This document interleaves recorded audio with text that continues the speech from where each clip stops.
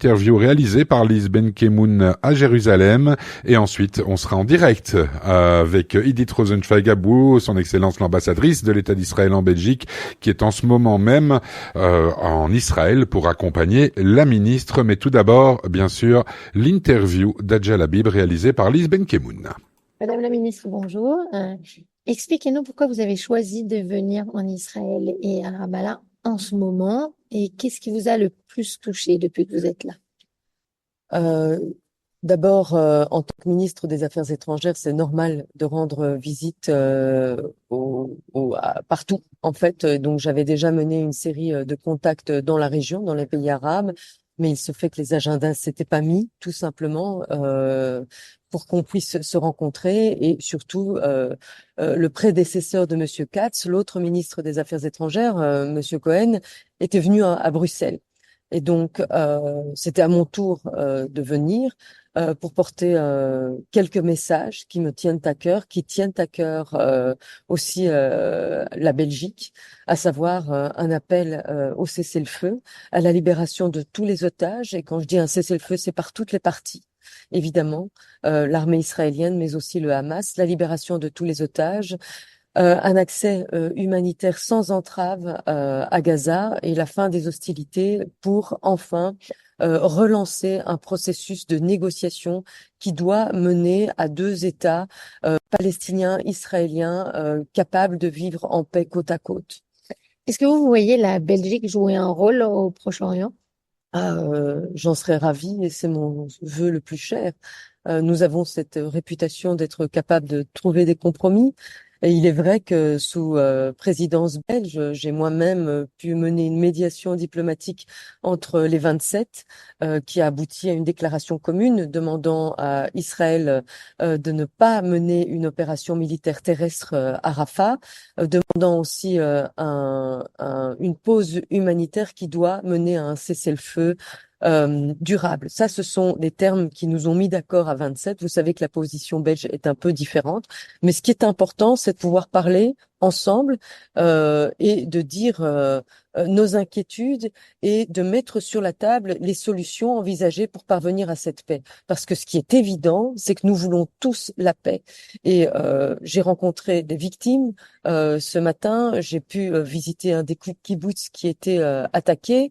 Et c'est vrai que le mot paix revient même chez ceux qui sont encore traumatisés. C'est bien compréhensible. Il y a une situation post-traumatique qu'il va falloir gérer, que ce soit du côté des victimes israéliennes, mais aussi des victimes palestiniennes, et elles sont nombreuses de part et d'autre. Et donc, avant toute chose, il faut reconnaître la souffrance, le traumatisme qu'a été ces attaques du 7 octobre, mais aussi la situation humanitaire qui est celle vécue aujourd'hui par plus d'1,5 million de Palestiniens qui sont pour l'instant réfugiés dans le sud de Gaza, à Rafah. Et c'est pour ça que nous avons demandé que aucune opération militaire terrestre ne soit menée. Vous avez choisi aussi d'aller à Yad Vashem aujourd'hui. Est-ce que vous comprenez mieux que finalement ce soit la même haine antisémite qu'on retrouve entre la guerre avec le Hamas et celle de la Shoah, ou c'est pas l'impression que vous avez eue? Alors, je pense qu'il faut jamais comparer l'incomparable. L'Holocauste est une tragédie historique qui nous touche tous, qui implique les nations du monde entier, et particulièrement l'Europe, là où elle était le théâtre, l'Allemagne, l'Autriche, la Pologne, etc., Varsovie, toute cette région porte évidemment cette histoire extrêmement lourde. C'était important pour moi d'aller m'y recueillir, de me rappeler aussi cette sombre page de l'histoire de l'humanité pour justement ne pas qu'elle se répète. Et comment vous voyez l'avenir après la guerre à Gaza? J'attends avec impatience ce jour d'après. Nous y travaillons. Nous avons, avec les 27, avec le haut représentant, HRVP Borrell, avec aussi Sven Koopmans, qui est l'envoyé spécial pour le Moyen-Orient, travailler à des propositions. Nous sommes en lien aussi avec les 6 États arabes qui travaillent aussi à des propositions avec les États-Unis. J'espère qu'on pourra commencer à travailler à ce jour d'après le plus vite possible. Et j'espère aussi que nous pourrons accueillir une initiative de ce jour d'après en Belgique, à Bruxelles, comme nous devions d'ailleurs accueillir le Peace Day Effort qui devait se tenir à Bruxelles en novembre. Malheureusement, les attaques du 7 octobre ont tout annulé. Je pense que beaucoup n'ont pas envie de voir cette paix arriver un jour, mais je continue à y croire. J'ai bien conscience que de nombreux grands politiciens ont essayé avant moi, avant d'autres dirigeants, de faire la paix dans la région de façon durable et n'y sont pas arrivés. Mais je continue à espérer, je continue à croire et à me mobiliser aussi, à tout mettre en œuvre pour que cette paix soit possible le plus vite possible. Ma dernière question, l'antisémitisme qui monte en Europe et en Belgique, vous pensez lutter contre? Oui, nous avons déjà pris des mesures de coordination entre les régions et l'État fédéral.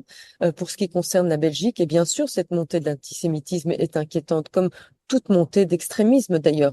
Et dès les premiers jours après le 7 octobre, c'est quelque chose que j'ai moi-même porté de façon médiatique en mettant en garde toute tentative de récupération ou d'exacerbation du conflit à des fins politiciennes court-termistes qui risquent de conduire d'une part à une radicalisation d'une certaine jeunesse fragile, sensible à des narratifs simplistes, populistes, et d'autre part qui risquent d'exacerber de créer une montée de l'antisémitisme. C'est ce qu'on observe pour l'instant. Effectivement, il y a de plus en plus de plaintes et ce contre quoi nous devons absolument lutter et nous mobiliser. Il n'y a pas de solution simple. À ce conflit, il faut chacun y mettre du sien et ça passe par le dialogue. Merci beaucoup. Bien, c'était donc l'interview que vous avez réalisée, Lise, avec notre ministre belge des Affaires étrangères, Adja Labib. Et donc maintenant, nous sommes en direct. Vous êtes en direct avec son Excellence l'ambassadrice de l'État d'Israël en Belgique, Idit Rosenzweig-Abou, pour débriefer un peu aussi, entre autres, cette interview. Idit Rosenzweig-Abou, bonjour. Merci d'être avec nous ce matin sur Radio Judaïka. Bonjour Lise. Merci beaucoup. The Belgian minister said that Israel and Belgium were okay on the objectives, but not on the means. How do you find the relationship between Belgium and Israel these days? La ministre a déclaré que la Belgique et Israël étaient d'accord sur les objectifs, mais pas sur les moyens. Comment est-ce que vous trouvez en ce moment la relation entre la Belgique et Israël? Well, in meeting with Minister Katz, Minister Lahbib said, we are 100% supportive of the objective to fight terror and to fight Hamas. And we need to do it together. It's a global effort against terror. And I think on that objective, we are in agreement. I do think that the means are very important. You cannot fight Hamas and also protect Hamas and also shield Hamas from the Israelis and also facilitate for Hamas to be uncooperative in the discussions about the hostages. On the one hand, saying the hostages must be released, but on the other hand, put no pressure, no real pressure behind that request. So I think indeed we are in disagreement on the means. In addition, Minister Lahbib is one component of the government of Belgium. And there are other components saying things that are highly unacceptable to Israel, including ministers, that reflects on the bilateral relations, no doubt.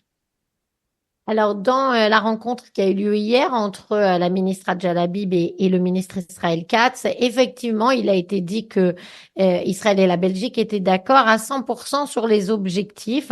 Le premier d'entre eux étant de combattre le terrorisme, de combattre le Hamas, et qu'il fallait le faire de manière globale et ensemble. Donc là-dessus, on est entre la Belgique et Israël sur la même page. Mais je pense que cette affaire des moyens aussi est très importante.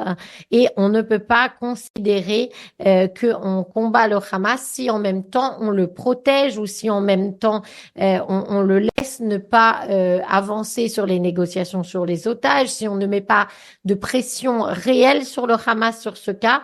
Et là-dessus, évidemment, oui, on n'est pas d'accord sur les moyens. La ministre fait partie du gouvernement actuel de la Belgique. Et certains autres ministres de ce gouvernement et certaines parties de ce gouvernement disent des choses qui sont absolument inacceptables pour Israël.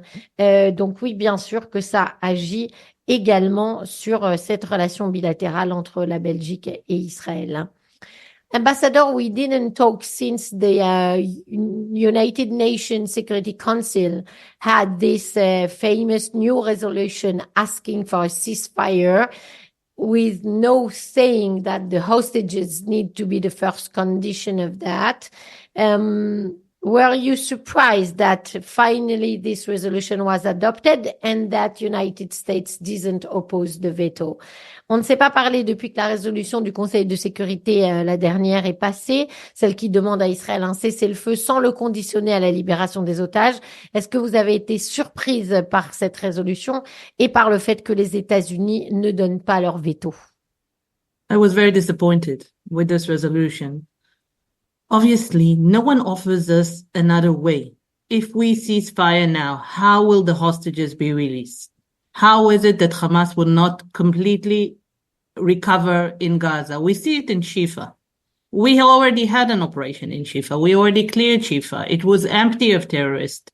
We were not there. Within 1 month, 2 months, Shifa again is a hub of terrorism. We arrested so many terrorists in there. Again, we have missiles from the north on Israel. So as long as no one offers us an alternative, I don't see how there is a right to demand us to give up our essential demands or our essential needs. So I was very, very disappointed from the Security Council resolution. J'ai été très déçue, effectivement, de l'adoption de cette résolution. Personne ne nous offre d'alternative, personne ne nous montre une autre possibilité. Comment espérer qu'on puisse faire libérer les otages si on continue pas la pression militaire? Comment espérer lutter vraiment et éradiquer le Hamas dans ces conditions? On l'a vu sur le terrain à l'hôpital Shifa.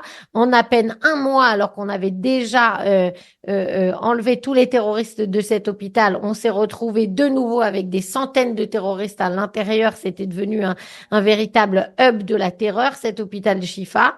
On a également les missiles, les roquettes qui ont repris sur le nord. Et comment est-ce que ce qui est le plus important pour nous et nos besoins vont être réalisés si on nous demande de faire comme cela un cessez-le-feu? Donc oui, j'ai vraiment été très déçue par cette résolution. The position of Belgium is not an exception in Europe, Ambassador. Most of European countries thinks the same as Belgium thinks. Do you feel that Israel is isolated this day? La position belge n'est pas originale en Europe. Les autres pays d'Europe ont pratiquement la même. Est-ce que vous sentez aujourd'hui qu'Israël est isolé? There is on the one hand, indeed, there was a resolution from the 26th calling for a ceasefire. On the other hand, there is a big difference between the position of Belgium and the position of Germany. And I think these nuances are very important. Also, the position of the US. For example, yesterday, the minister received a brief from the army regarding the humanitarian aid. And they showed her a slide of the humanitarian aid that enters and stays at the crossing on the Palestinian side and not picked up. They showed her picture. She was surprised to see that there is about 300 trucks worth supplies that are just sitting in open storage on the Palestinian side and are not distributed. The whole narrative of Israel is not allowing enough aid into the Gaza Strip is not true. There are proofs that it's not true. And it was really, and she asked, how is it possible that you're telling me this and the international organizations are telling us something else? That is a question for the international organizations briefing the minister. So I think there is a difference even in Europe, there is a big difference in narratives and there is a big difference in nuances that are important. Alors, effectivement, il y a eu aussi une résolution des 26 qui appelait à un cessez-le-feu, mais il y a une position différente entre la Belgique et l'Allemagne, par exemple, ou même avec la position américaine dont nous venons de parler. Et il est clair que ces nuances sont vraiment importantes.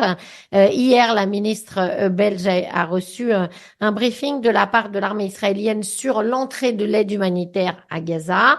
Et elle a été très surprise quand on lui a montré preuve à l'appui et avec des photos notamment que du côté palestinien, au point de passage, attendaient plus de 300 camions d'aide humanitaire qui étaient là et que personne ne venait chercher. Et donc, elle a posé la question en demandant comment c'était possible qu'on ne soit pas au courant et que les organisations non gouvernementales donnent un autre point de vue. Et effectivement, on lui a expliqué que ce narratif qui court, il est à voir avec les organisations elles-mêmes, mais que quand on entend dire que Israël ne laisse pas entrer suffisamment d'aide humanitaire à Gaza, c'est faux. Et donc, il faut se rendre compte que ces nuances sont effectivement très importantes entre les pays européens. Thank you very much, Ambassador Idit Rosenzweig-Abou, for being with us today, and good luck for the continuing of the trip in Israel. Merci beaucoup, ambassadrice, d'avoir été avec nous ce matin et bonne continuation pour votre voyage en Israël. Merci beaucoup. Merci, Lise.